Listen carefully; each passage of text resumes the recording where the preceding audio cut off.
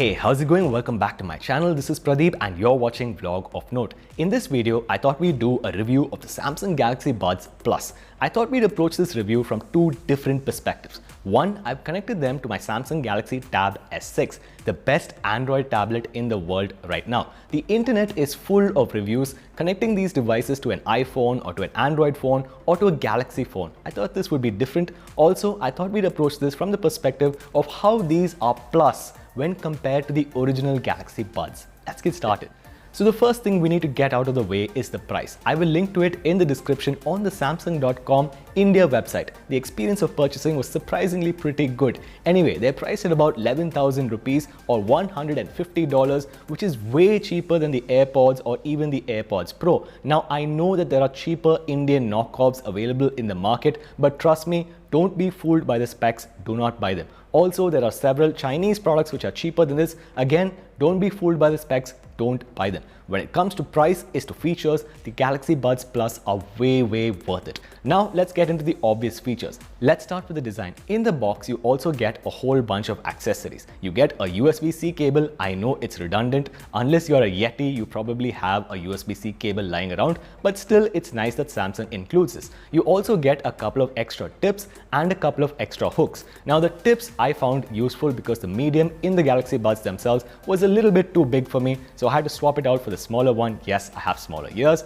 And the hooks I didn't find all that useful, but I know there are those among you who work out a lot, who shake your head a lot, and you would definitely find the hooks useful for you during those circumstances. So it's nice that Samsung includes them. Then we come to the actual case itself. Now granted, it's not as small as the AirPods 2 case, but it is still pretty small and it has a nice clicking mechanism. Samsung seems to have perfected this over the first generation. Now, unfortunately, it's plus in that it is a glossy finish instead of a matte finish. I leave it to you whether you think it's a plus or a minus. It's still pretty small and it will fit in your pant pocket or even your skinny jeans pocket. Now, when it comes to the actual buds themselves, these are the best built of the entire lot. They are extremely dense, but at the same time, they're very light. Now, a quick detour here. If Apple lost even a smidgen of the convenience factor that they have with the AirPods Pro, I'm sure no one in the world would buy them because they look rather terrible. Anyway, so the Galaxy Buds Plus look how a true wireless earbuds are supposed to look. The touch controls on the side are a nice touch.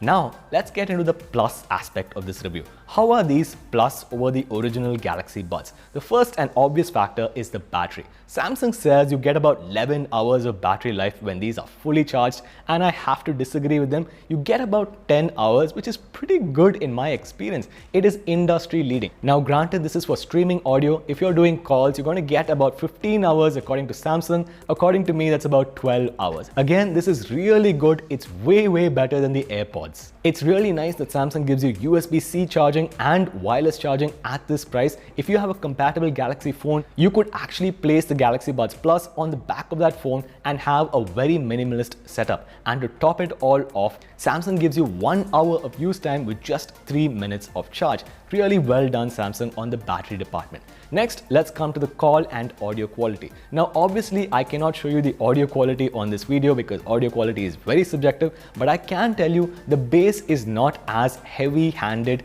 as the Jabra Elite 65T or the 75T, but at the same time, it's a lot better than the AirPods and even the original Galaxy Buds. Samsung has achieved this by giving you a separate woofer and a tweeter, so the bass is well defined. If I had to compare this to the AirPods, I'd say the AirPods feel like you're listening to music and the Galaxy Buds Plus feel like you're actually in the music. When it comes to the call audio quality, I have paired this up to the Samsung Galaxy Tab S6, which is again paired to my Samsung Galaxy Note 9, so I'm going to make a call and let you decide whether the call audio quality is better. I will say this though, Samsung has added an extra mic. Before this, they had only 2 mics. Now we have 3 mics, and hopefully this should sound a little bit better.